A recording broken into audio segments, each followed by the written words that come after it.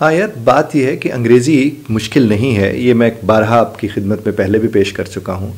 और ज़ाहिर है फिर उसके फ़ौरन बाद जब मैं इस तरह का जुमला बोलता हूँ तो आप लोगों के ज़हन में आते हैं हाँ तुम्हें आती है ना तो इसलिए कह रहे हो, या जिन लोगों को आती है उन्हें तो मसला नहीं होता। मसला नहीं है। मैं आपको एक काम बताऊँगा, बस आपने ये काम नहीं करना। जब आप ये काम नहीं करेंगे तो अंग्रेज़ी आप देखें मेरे अल्लाह के करम से आपको बिल्कुल वो फरफर आएगी मेरे अल्लाह के करम से। अब देखिए, आप सब ने ये सुन रखा होगा, बहुत से लोग ये कहते हैं कि मुझे वोकैबलरी मेरी ठीक है लेकिन मैं बोल नहीं पाता। कुछ कहते हैं मेरे टेंसेस ठीक है, मैं बोल नहीं पाता। कुछ कहते हैं मेरी वोकैबलरी नहीं है, मैं बोल नहीं पाता। कुछ कोई बात तो कुछ कोई बात कहते हैं। तो इसको समझने के लिए पहले आप एक बात को ज़रा समझ लीजिए, फिर मैं आपको वो वजह बताऊंगा जो एक काम जो आपने नहीं करना, आप वो नहीं करेंगे तो मेरे अल्लाह के करम से आप बोल सकेंगे। आप पहले इस मसले को समझने की कोशिश करें।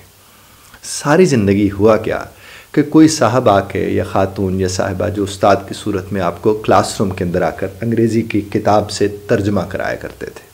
अंग्रेज़ी की किताब होती थी, अभी भी वही होती है, उसका वो तर्जमा कराते हैं और उसको जो तर्जमा वो कराते हैं उसी तर्जमे को आप रट लेते हैं और रट के उसे बोल के नहीं आते, आप लिख कर आते हैं।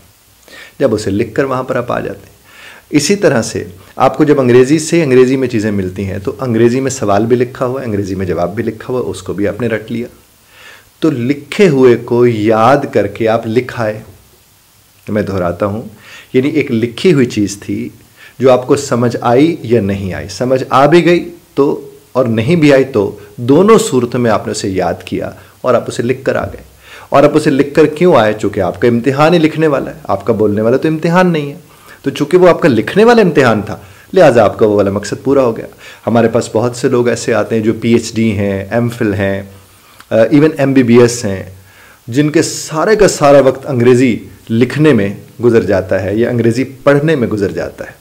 जब आप लिखने में गुजार देंगे, पढ़ने में गुजार देंगे और उसके बाद आकर आप हमसे कहेंगे कि मैं अंग्रेज़ी बोल नहीं सकता हूँ या मैं अंग्रेज़ी बोल नहीं पाता हूँ, तो मैं उस वक्त आपसे, मैं सब लोगों से अर्ज़ करता हूँ कि आप ज़रा देखिए तो सही, पिछले 15, 18, 5, 7, 3 जितने भी बरस आपको अंग्रेज़ी के साथ हो गए, आपने उसमें अंग्रेज़ी बोली कब थी? वो तो आपने याद करके लिख ली थी। जो याद करके लिखेगा, जब उसे कहा जाएगा बोल के दिखाओ तो वो थोड़ी देर को तो ठिठकेगा ना, वो थोड़ी देर को तो परेशान होगा ना, उसे थोड़ी देर को तो समझ नहीं आएगी ना कि ये क्या हो रहा है मेरे साथ। और जाहिर है फिर उसे अंग्रेज़ी वो नहीं बोली जा रही होती। और अब मैं आपको बताऊंगा कौन सा ऐसा एक काम होता है जिसकी वजह से वो अंग्रेज़ी बोल नहीं पा रहा होता, और अगर आप वो काम ना करें आप अंग्रेज़ी बोल सकते हैं। क्यों? क्योंकि अंग्रेज़ी आपके लिए नई ज़बान तो है नहीं। अब देखिए, मुझे कोई कहे कि तुम वो ज़बान बोलो जो ज़बान मैंने आज तक सुनी ही नहीं है, जो ज़बान मैंने, मसलन चाइनीज़ है, चाइनीज़ मैंने आज तक ज़बान सुनी नहीं है, चाइनीज़ में मुझे अस्सलाम वालेकुम का भी नहीं पता, चाइनीज़ जो हमारे पास प्रोडक्ट्स आती हैं उसके ऊपर चाइनीज़ में कुछ लिखा हो हम तो नहीं पढ़ पाते हैं। वो इसी तरह से वो चैंग हुआ, इस तरह से कोई प्रोडक्ट भी है, कोई 2-4 और प्रोडक्ट्स आई हैं, ये जो अक्सर हम उन्हें प्रोनाउंस से ही नहीं कर पा रहे होते हैं। क्यों नहीं कर पा रहे होते हैं? क्योंकि हमने कभी उनको देखा ही नहीं, हमने उन्हें कभी, हमें उसका एक्सपोजर नहीं है। फिर दूसरी बात है कि ये जो ABCD है इसका तो फिर भी हमें पता है, वो पता नहीं किस तरह से तर्ज तहरीर होता है, वो हमें समझ ही नहीं आता। उसमें तो मुझे बात समझ आती है, आप कहें मैं कैसे बोलूँ, क्योंकि उसमें आप सुन भी नहीं रहे, उसमें आप देख भी नहीं रहे, उसमें आपने कभी याद भी नहीं किया, उसको आपने कभी पढ़ा भी नहीं। ये तो सारी ज़िंदगी से पढ़ते आ रहे हो, एक लंबे अरसे से पढ़ते आ रहे हो। और आज लैपटॉप खोलते हो तो आपके सामने अंग्रेज़ी मौजूद है, आप मोबाइल अपना खोलते हो तो अंग्रेज़ी मौजूद है। यहाँ तक एक मज़दूर भी कह रहा होता है कि मैंने रिचार्ज नहीं करवाया।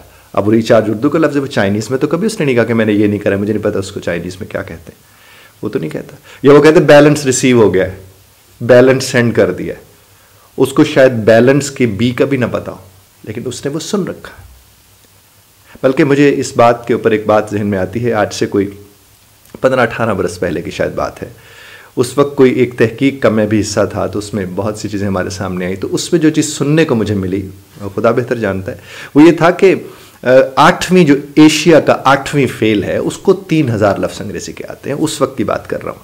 और अब तो मोबाइल आ गया, अब तो इतना कुछ आ गया, मैं तो समझता हूँ कि अब तो शायद 10,000 लफ्ज़ आपको आते होंगे, लेकिन फिर भी आप बोल नहीं पाते, फिर भी आप बात नहीं कर पाते।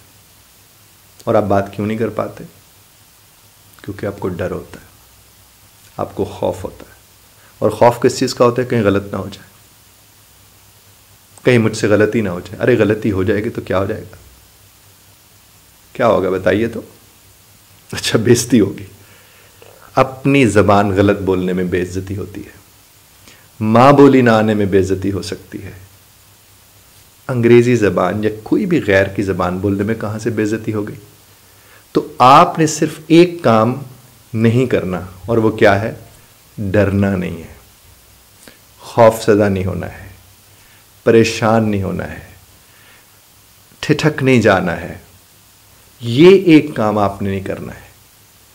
देखिए, आपने गलत बोल दिया, जिसको गलत लगा, अगर वो आपका मजाक उड़ा रहा है तो वो कहां से ठीक है? आपने गलत बोल दिया और किसी को बहुत उसके ऊपर क्या, उसने कहा यूं नहीं यूं होता है, तो आप उसका शुक्रिया अदा करें कि जनाब बड़ी मेहरबानी, आपने मेरी रहनुमाई फरमाई, मैं इसको आइंदा दुरुस्त अंदाज में बोलूंगा। कभी नहीं रुकेंगे, कभी नहीं परेशान होंगे। सिर्फ एक चीज़, चूंकि आप कोशिश कर रहे हैं, आपको तो खुश होना चाहिए कि आप कोशिश करें गैर ज़बान में बात करने की, तो कोशिश करने वाला क्यों खौफज़दा हो जनाब? तो आपने जो काम एक नहीं करना वो क्या है? डरना नहीं है बोलते हुए, हिचकिचाना नहीं है बोलते हुए, खौफज़दा नहीं होता बोलते हुए। जो सुन रहा है अगर उसको आपके अंग्रेज़ी गलत बोलने से तकलीफ हो रही है तो ये तो उसका मसला है भाई, ये आपका थोड़ी है। आप ये करके देखिए। क्या करके देखिए? ना डर के देखिए, खौफ ना करके देखिए। मेरे अल्लाह के करम से आप बोलना और शुरू कर देंगे और आपको लगेगा कि यार मैं तो बोझ ही नहीं है मेरे ऊपर। अब 10 दफ़ा तो सोचते हो कि कहीं ऐसा ना हो जाए और कहीं वैसा ना हो जाए, अरे यार कुछ भी नहीं होने लगा। बिस्मिल्लाह कीजिए आज और इसी लम्हे से बोलना शुरू कीजिए। जी भर के बोलिए, जी भर के गलती कीजिए, क्योंकि अगर आप गलत बोलेंगे तो क्या हुआ। बहुत शुक्रिया ध्यान से सुनने का। अपना और अपने गिरदोनवा के लोगों का ख्याल रखिएगा। इख्तिलाफ राय का आप महफूज रखते हैं, बज़रत तर्ज इख्तिलाफ राय का ख्याल रखिएगा।